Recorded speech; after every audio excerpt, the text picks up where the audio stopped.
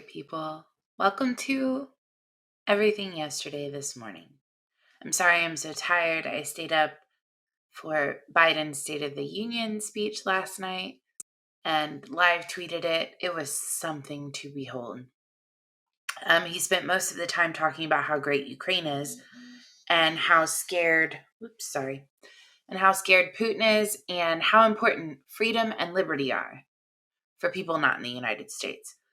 The majority of the speech was talking about different pieces of legislation that Biden would like to see passed or more money he would like to see spent, and a nod to the CARES Act and bipartisan legislation that was passed for infrastructure. Nancy Pelosi, however, made the biggest impact with her reaction to the conversation about soldiers getting cancer from noxious fumes in burn pits. She was rubbing her knuckles together and standing to applaud. And Republicans jumped on this. I think Greg Price is the one that caught it, and it went viral. It was viewed over like 1.2 million times. The problem is the president was supposed to announce his proposal to establish presumption for rare respiratory cancers connected to burn pits. That part seems to have been removed from the speech. So Nancy's excitement, or fake excitement rather, was in reaction to the upcoming moment that never came. So she looked ridiculous and disingenuous.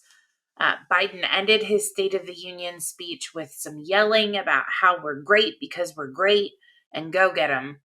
And all while gas prices soar, inflation skyrockets, and families are hurting.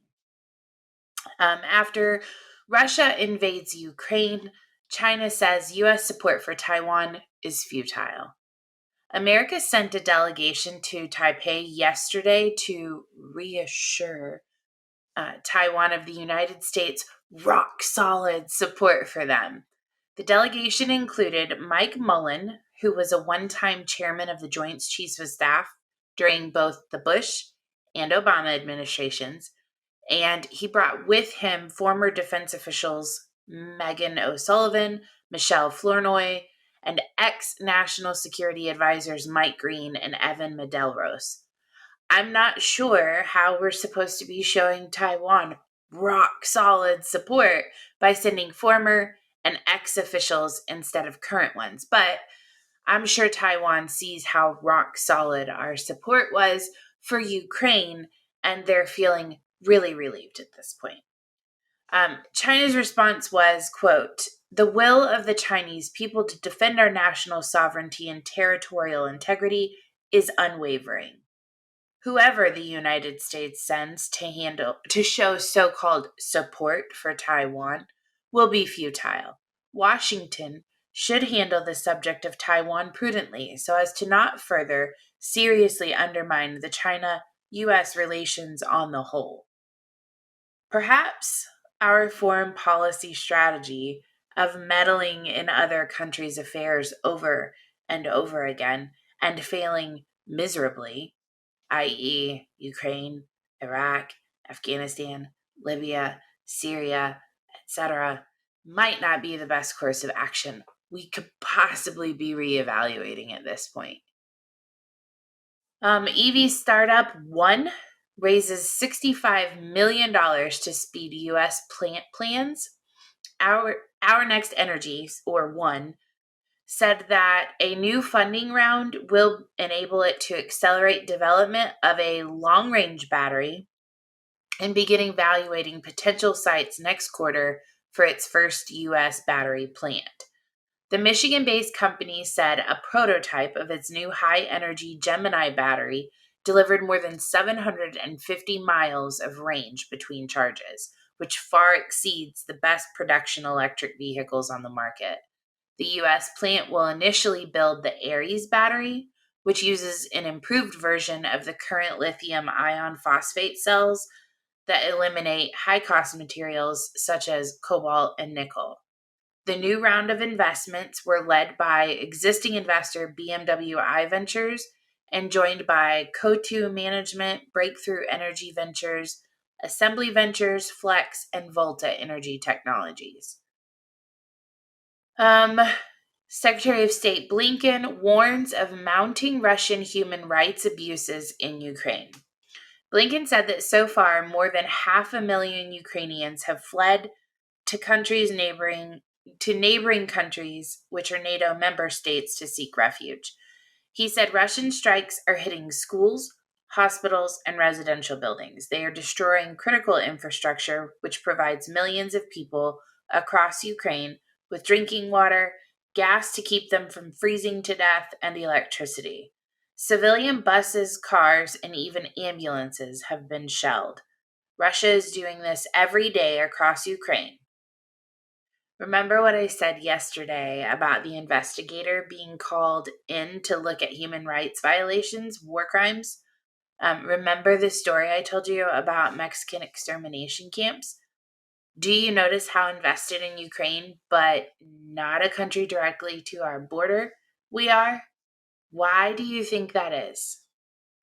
A French finance minister, Bruno Le Maire, said, "I don't want to leave any ambiguity about the determination of Europe on the subject. We are going to wage an economic and financial war on Russia. We want to target the heart of the Russian system. We'll target Vladimir Putin. We'll target the oligarchs, but we'll also target the entire Russian economy.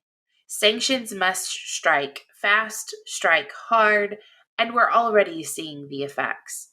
The ruble has collapsed 30%. Russian foreign exchange reserves are melting like snow in the sun, and Vladimir Putin's famous war chest has already been reduced to nothing. We're going to cause the collapse of the Russian economy."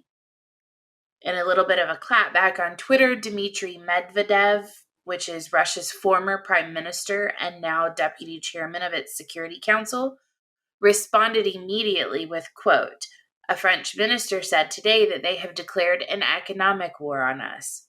Watch what you say, gentlemen. And don't forget that in the history of mankind, economic wars have turned into real wars." Again, why is there so much investment in destroying Russia? I'm asking questions. I'm not siding with Russia. I don't agree with invading another country. I think that that's extremely wrong. But is it everyone else's job to police the world? Why is financial and economic ruin of a country not considered an act of war? I think if somebody did that to the United States, we'd be pretty pissed off about it. Republicans in Joe Manchin blocked the Senate bill designed to secure abortion rights. A bill that would have made the right to an abortion a federal law was blocked by Senate Republicans on Monday. Although Democrats expected the bill to fail, they wanted to bring it forward for a vote with the intention of getting the votes recorded. They needed 60 votes to bring the bill to the floor for debate. Joe Manchin was the only Democrat to join Republicans. Senate Majority Leader Chuck Schumer said that abortion is a fundamental right, and women's decision over women's health care belong to women, not to extremist right-wing legislators. Every American deserves to know where their senator stands on an issue as important as the right to choose. This push to protect the right to abortion stems from the fact that the SCOTUS showed an interest in overturning Roe v. Wade in the Mississippi case, which would make abortion a state issue, as it should be. If that happens, 26 states are expected to ban abortion immediately or as quickly as possible.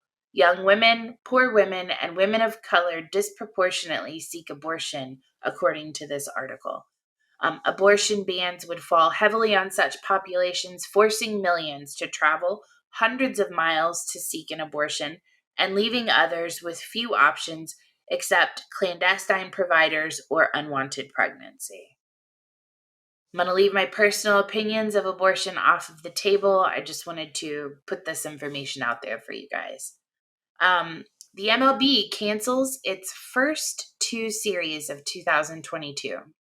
After no deal is reached to end the lockout, opening day has been canceled, announcing that the sport will lose regular season games over a labor dispute for the first time in 27 years. 13 negotiation sessions and 16 and a half hours later, the league sent over their best and final offer yesterday, and the Players Association rejected that offer. Manfred has been the commissioner since January of 2015, and as the lockout moves into its 90th day, the scrutiny falls intensely on Manfred as people like Marcus Stroman from the Chicago Cubs tweets out, "Manfred gotta go." This stoppage is solely over money, and the disruption will cause another issue if 15 days of the season are removed. Shohei Ohtani, Pete Alonso, Jake Cronenworth, and Jonathan India will all be delayed an extra year from free agency. Players will lose $20.5 million in salary for each day of the season that's canceled. And according to the AP, 30 teams would lose large sums that are harder to pin down because you don't know like how much money would have come in from people coming to the games and buying, all of that stuff. It depends. Members of the union's executive subcommittee stand to lose the most. Max Scherzer is losing $232,975 for each regular season day lost, and Garrett Cole $193,548. And, ladies and gentlemen, after looking at these numbers, starting a YouTube channel was the wrong way to go.